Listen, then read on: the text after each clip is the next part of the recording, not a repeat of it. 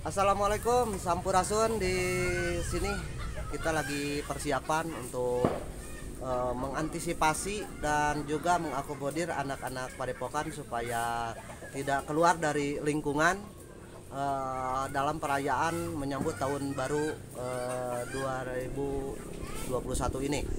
Kita di Padepokan Budidaya mengadakan kegiatan acara kumpul di Padepokan supaya anak-anak tidak keluar dan main terlalu jauh ke kota atau ke lokasi wisata.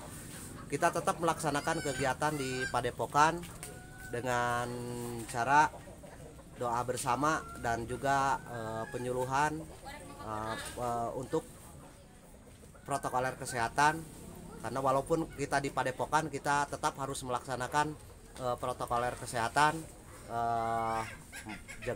pakai masker, jaga jarak dan juga cuci tangan. Itu yang kita bisa laporkan dari Paguron Budidaya Kampung Puncak Sari, Desa Puncak Sari, Kabupaten Bandung Barat, yang bisa saya sampaikan. Sekian dan terima kasih. Assalamualaikum warahmatullahi wabarakatuh.